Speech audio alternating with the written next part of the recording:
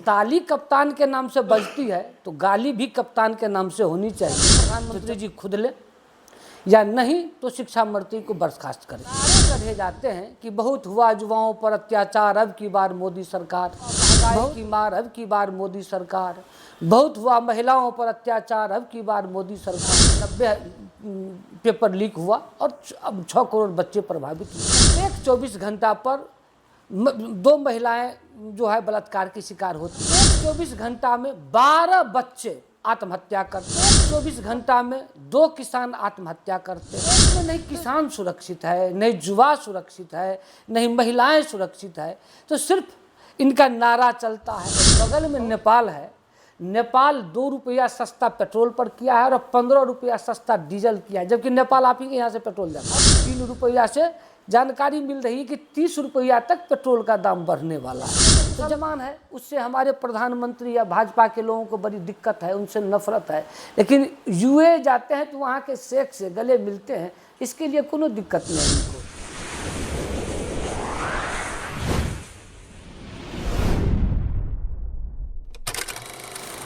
आज का जो ये प्रेस ब्रीफिंग है, आज देश के युवाओं के सामने बहुत बड़ी समस्या है। नीट में जो पेपर लीक हुआ है, 22 लाख छात्रों का भविष्य अंधकार में डूब गया है। ये 22 लाख परिवार, जो बच्चे पिछले परीक्षा में 2, 3, 4 मार्क से फेल किए थे, वो दिन रात मेहनत करके एग्ज़ाम का तैयारी किए।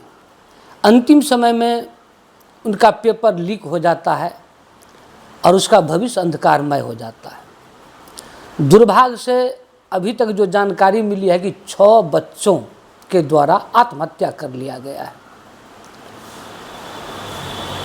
ये 6 बच्चों के माता पिता, उसका दुनिया उजड़ गया, उसका सपना बर्बाद हो गया।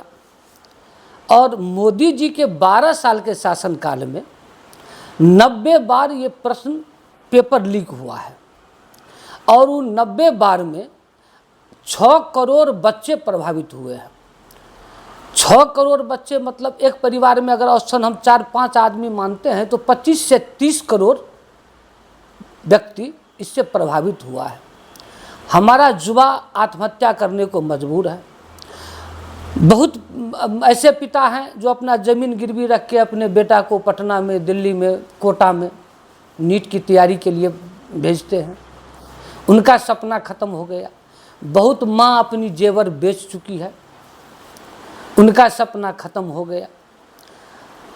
इसलिए आज के इस प्रेस कॉन्फ्रेंस के माध्यम से अखिल भारतीय कांग्रेस कमेटी के निर्देश से हम लोग भारत सरकार से मांग करते हैं कि प्रधानमंत्री जी शिक्षा मंत्री को बर्खास्त करें।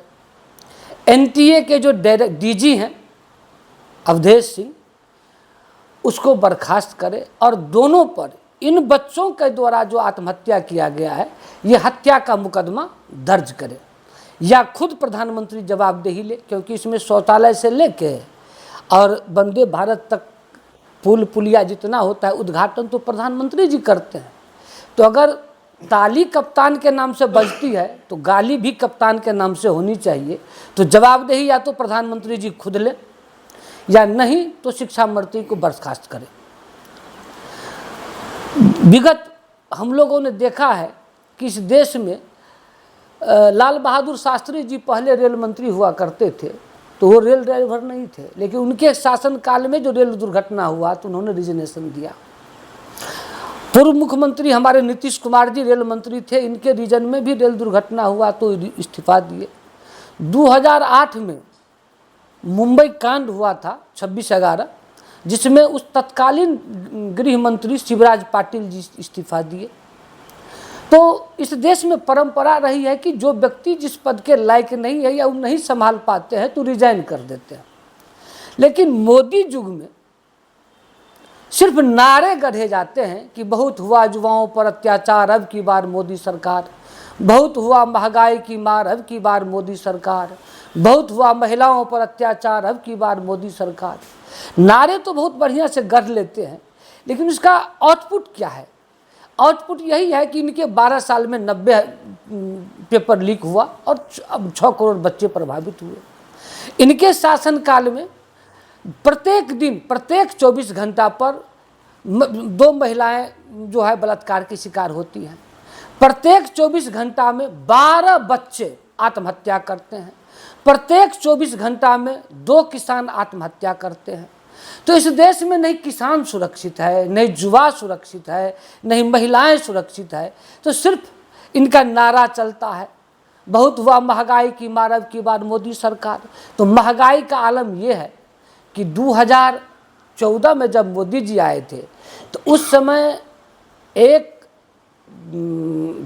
बैरल जो पेट्रोलियम उत्पाद आता था $149 प्रति बैरल था।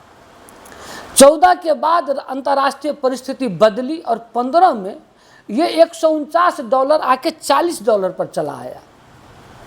लेकिन जब $149 प्रति बैरल हम तेल खरीदते थे तो अपने देश के जनता को हम 71 रुपया, सबसे ज़्यादा हाईएस्ट रेट मनमोहन सिंह के रीजन में 71 रुपया पेट्रोल हुआ था।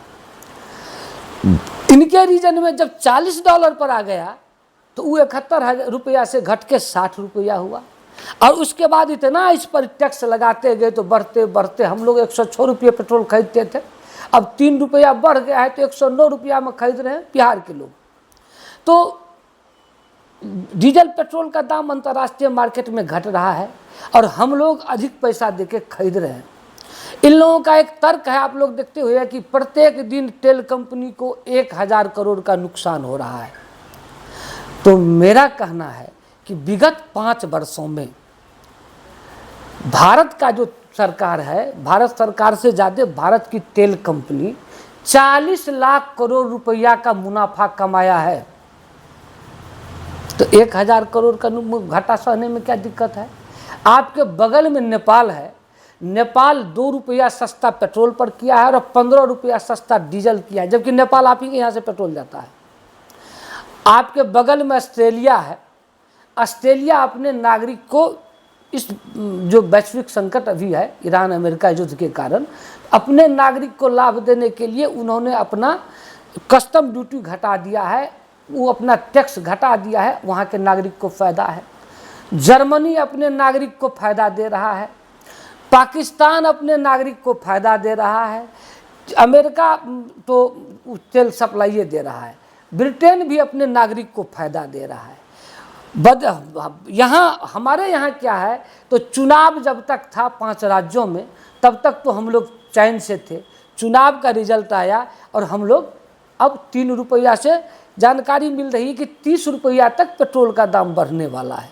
तो जब 30 रुपया पेट्रोल का दाम बढ़ेगा तो छोटे छोटे व्यवसायी जो हैं, आज आप हमारे देश में 1 करोड़ 20 लाख गीग वर्कर्स हड़ताल पर हैं। सो पता है आप लोगों को, 1 करोड़ 20 लाख गीग वर्कर हड़ताल पर है। हमारे देश में जो मुसलमान है उससे हमारे प्रधानमंत्री या भाजपा के लोगों को बड़ी दिक्कत है, उनसे नफरत है। लेकिन यूए जाते हैं तो वहाँ के शेख से गले मिलते हैं, इसके लिए कोनो दिक्कत नहीं उनको।